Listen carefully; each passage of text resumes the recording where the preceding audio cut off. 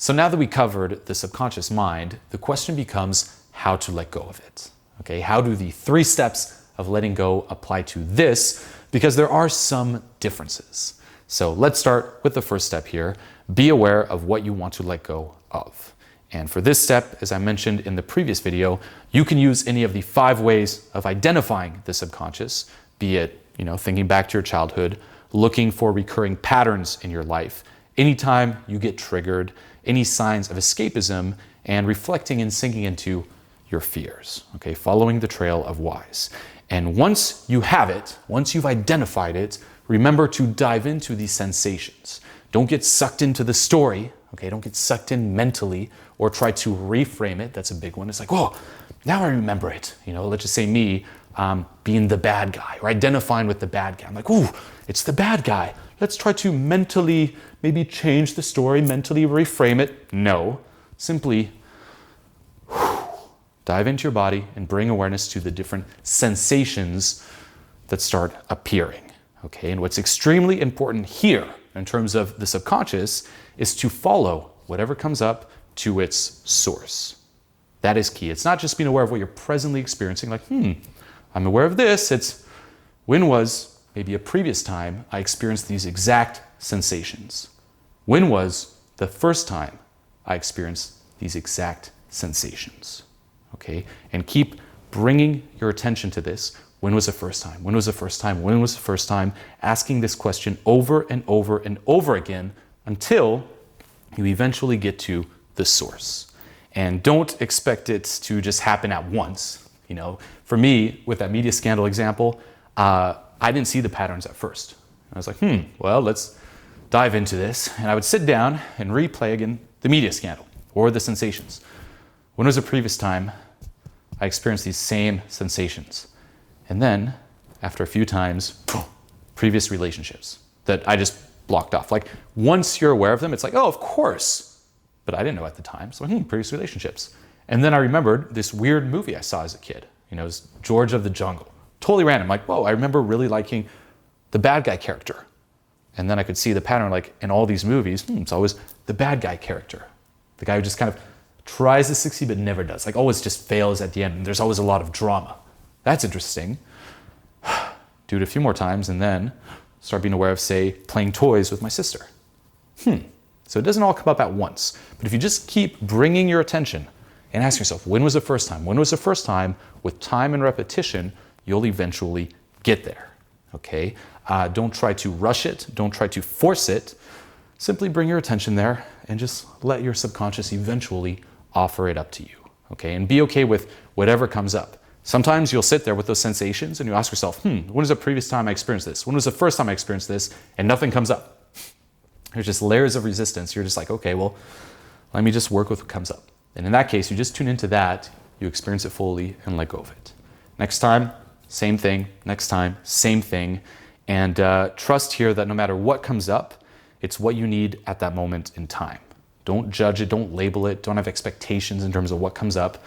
Whatever comes up is what you need. Have zero expectations. If you sit down and you're like, when was the first time I experienced these sensations? And you're expecting that first time to, appear, you're restricting whatever comes up. Like, it must be this, it must be this. Be open. Whatever comes up, and now you're open to really experiencing it all versus it must be the first time only. Okay? And remember too, there's a lot of shame, guilt, and fear over what's in there. You've been keeping it down for a long time, so you'll probably have to let go of that resistance first. And with resistance, a good question to ask yourself is, what's the worst thing that could happen by me letting this come up and let it go? And then those sensations of resistance will kick in. Let go of that, let go of that, let go of that. If a little bit comes up, what's the worst thing that could happen if I let a little bit more up and let go of that? Resistance, let go of those sensations, accept them, breathe into them, let them run their course and disappear, okay? And as I mentioned before, usually your subconscious will offer a few bits and pieces first to make sure it's okay. It's like, is it okay? Is it okay? And then eventually you'll see everything will just come rushing up. And keep in mind too, there's no wrong way of doing this. Whatever comes up is what you need at that moment in time. It's what you need then and there, okay? And this is important to realize that you don't have to consciously remember and conceptually re-experience an event to let go of it, okay? So when you think, okay, maybe there's a traumatic event down here, and for me to let go of it, I need to trace it back to its source and remember every little bit of that traumatic event, you know? I have to remember like what was going on, the visual memory of that event. If it was, say, me as a baby coming out of the womb, I need to remember me coming out of the womb to let go of it. No, okay? This isn't about remembering all the visual images and all of that, okay? It's okay if you don't see anything. It's not the thing that we're after, it's the sensation. So it's not about remembering all the components, it's the sensation. That's what you need to tune into. It's don't think about the memory, feel it. And understand too that we are primarily emotional creatures. You know, when we come into this world, we don't have the capacity to fully conceptualize yet. So we start to learn by feeling before we start thinking and conceptualizing. So a lot of these early, let's just say, traumatic experiences, they're only in you in terms of sensations. There is no visual component to them, if you will. Okay, so remember, don't think your way to the source, feel your way to the source. And on the practical side of things, what I personally like doing here to really help with this is, one, create a safe and relaxing environment. So if I'm going to start diving into my subconscious, I'm not going to do it somewhere where I can easily be interrupted or distracted. You know, it's somewhere quiet, somewhere safe, somewhere where I can really feel relaxed and receptive. You know, because there is that fear like, is it okay to let it out? What if I let it out and suddenly I'm interrupted and now I'm even more traumatized? Because you are opening yourself up to, I mean, what's like you fear the most? You know, you have to be very vulnerable here. You know, that's the only way. So any environment where you feel safe to open up, safe to be vulnerable, and an environment too to let your subconscious know that, hey, it's okay to bring things up right now. It's safe, we're good, we're in a very quiet, relaxed place, bring it up. Okay, a quiet room helps. Again, no distractions, no chances of interruptions. If you have, again, your cell phone on, notifications, turn that off. Find a place where you can just temporarily exile yourself from the world. And I personally find that closing my eyes really helps with this too. Like, it's just me with myself. Okay, fully close your eyes versus, you know, looking around. So, I mean, that's what works for me. Some people also like doing it in the presence of someone else who they trust. You know, if there's someone like to be there with you. This is another thing I love to do during the Transformation Mastery live events, because you not only have the support of someone else, say, up with you on stage, but you have the support of everyone there in the crowd.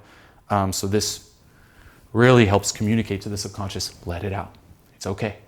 You're not alone in this. There's someone else. There's an entire crowd here with you. So everyone kind of supports each other there, and a lot comes up. So that's the first thing I'll do, is create this safe space. The second is to really ground myself. And this can sound a little out there, but I mean, try it out. I personally find it helps like crazy, where I don't just ground myself in my body at the base of my spine, but once I do that, I'm like, okay, base of my spine, through the pranic breathing technique, I'll then add an extra step where I really like ground myself to the earth, if you will, where I'll visualize, you know, from like, let's just say that the base of my feet, roots coming out into the earth, like as a tree, me grounding myself. And then I'll breathe that in, okay? And again, it sounds a little out there, but the key here is to communicate to your subconscious, it's okay. It's okay to bring it up. You're in an environment where it's safe. You're grounded. You're not gonna be knocked off balance by all these traumatic things that come up. You're just very solid. Bring it. I'm grounded. I'm there. Bring it. That's the message you want to communicate. So that's what I personally do. Again, visualizing the roots, coming out the soles of my feet, and then using that same pranic breathing technique, really adding that extra layer of groundedness. Okay, basically creating that strong connection to the earth, being grounded to the earth. So that's the first step, letting it come up and being aware of it.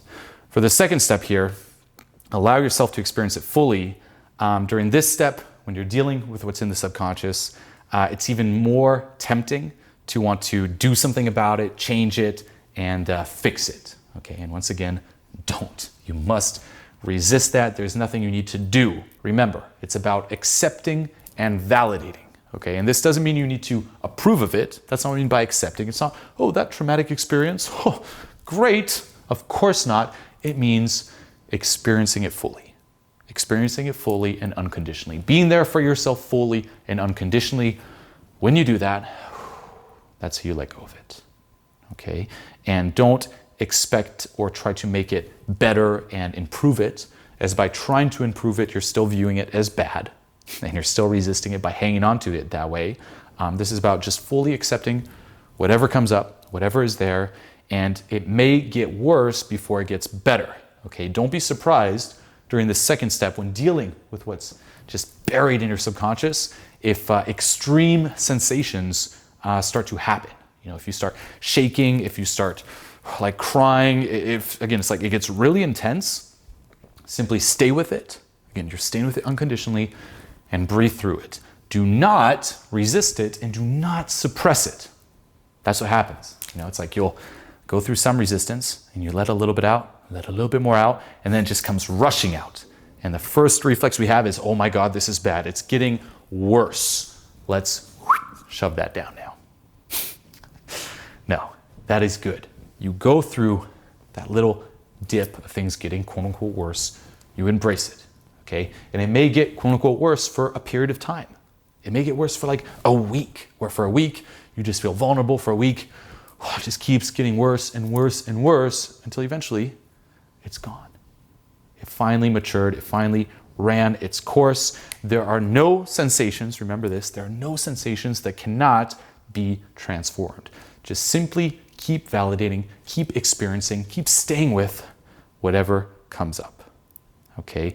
And take as much time as you like with this too. There is really no limit. Again, just keep staying with it, keep staying with it. Don't rush it. Some sensations will transform very fast. Some others will take a lot of time, but you're in no rush. Just finally stay there and be with yourself and be yourself fully, okay? That's the second step. And the third step, let it come up and let it out. This is when you finally invite those sensations to come up and you allow them to leave, okay? And what's important here when dealing with what's buried in here is that when you're done, when you come back to what's going on here after they've run their course and left, is to take a few deep breaths first, as letting go of what's in your subconscious is a lot more of an intense kind of process. Don't just get up and whoa, just go about your day. Take a few deep breaths, okay? Take some time to adjust and get used to your surroundings again, okay? Let things settle. You can gently move around a bit, you know, gently shake your body out, and look again for signs of relief. That's how you know if you let go, okay? You may feel quote unquote worse, but do you feel more relieved? And sometimes the change will be drastic and visible, but other times it'll be more subtle. You know, we often think, you know, I didn't let go of something, but in reality, you did. Just look for, again, do you feel a little bit more relieved than before? And if that's the case, you let go, okay? And this doesn't mean that you're gonna feel happier or more positive. As I mentioned, you could feel a lot, like, let's just say more angry or hurt than before. But as long as that relief is there, you're good. As long as you feel more at peace, you're good. And don't beat yourself up if you don't let go of everything at once. Remember, some of these things take a lot more time. You can't rush the process, and keep in mind that you don't need to let go of everything to start noticing results. Just change a little bit, get to the cause a little bit more, and you will start seeing your experience of yourself will change, and your experience of the world will change as well. Okay, so these are how the 3 steps really apply to what is buried down there in your subconscious.